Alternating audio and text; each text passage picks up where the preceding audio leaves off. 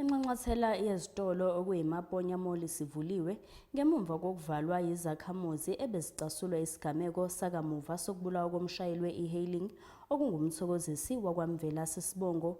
Ukuvalwa kwenzeke ngesikhathi abantu bendawo befuna kususwe inkampani yonogada kule nxanxathela yezitolo bekhala ngokwehluleka ukugcina ukuthula.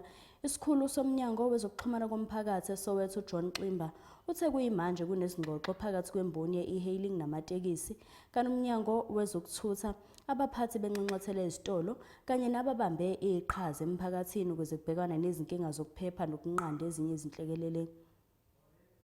Kancane isimo sokusebenza kwenxanxathela yezitolo iMaponya Mall siyabuyela njengoba namhlanje umphakathi uqoke ukubeka phansi amatshe. Lesi sinqumo siza ngemuva kwezivumelwano sokusebenzisana kosomatekisi kanye nabashayeli be-e-hailing.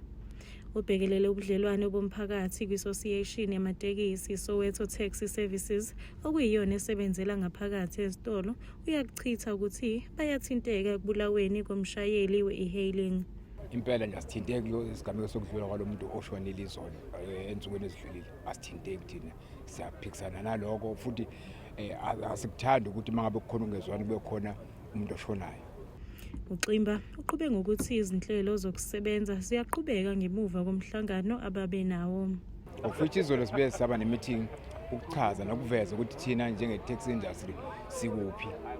Okwenzeka izolo kuvelile ukuthi cacile ukuthi thina sakubeka kwacaca ukuthi thina njenge-taxi industry asilwisana nabantu bama-Uber. Akukho bese sakhuluma khona asangezwani.